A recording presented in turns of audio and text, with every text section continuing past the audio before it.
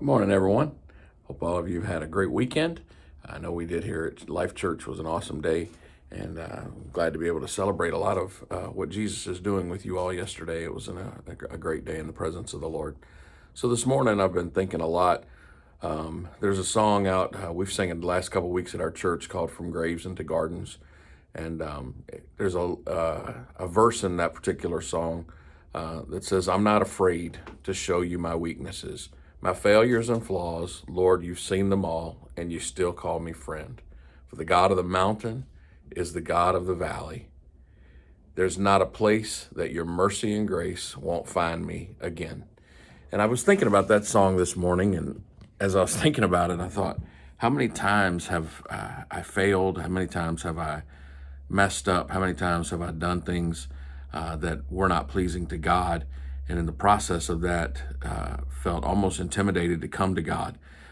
He knows it all already. He saw the mistakes. He saw my failures, and yet because of them, they will. If we're not careful, they can cause us to be intimidated or afraid to come into the presence of the Lord. And not to say you should come haphazardly, but certainly come with reverence and humility. But we still need to have the responsibility in us to come. And I talk to people a lot of times who are frustrated or angry, or maybe even angry with God about some things that have happened in their life. And it's almost as if they feel afraid to truly voice that frustration to God. And one of the things I've learned is that God is not intimidated by my frustration.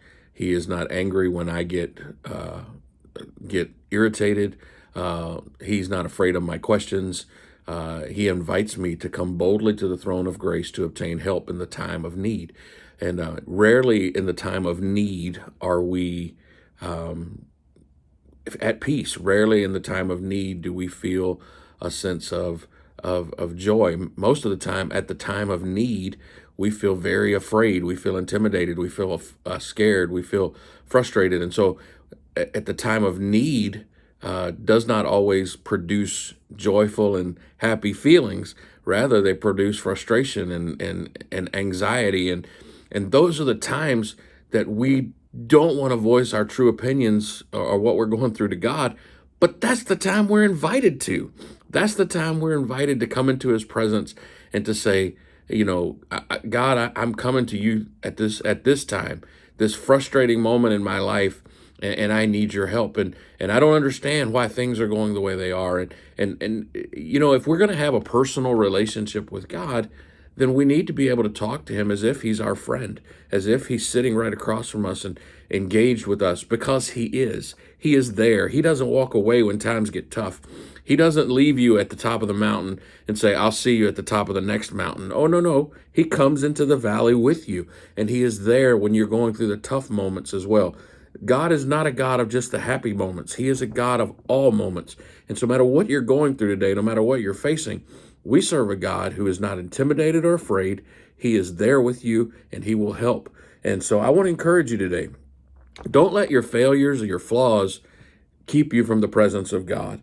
The Lord has seen every one of them, and he still chooses to call you friend. I think through the men of the Bible who had such great, strong relationships with God. And they were not defined by their mistakes, but their mistakes made them who they were. A large part of the reason why we see David as this great man who was after God's own heart was because he failed mightily, but he asked God to create within him a clean heart and renew a right spirit within him. The reason we think of Abraham as such a great man of faith is because he was a great man of faith. But even in the moments when his faith was tested, he failed. And yet we find that Abraham still rose above those failures to become the friend of God. And so I want to encourage you today. Don't be defined by your failure. Don't be defined by your frustration. Be defined by the fact that God sees something great in you, and he still calls you friend, no matter your failures or flaws. And so I encourage you today, walk in that, trust in that, and believe that with all that you have.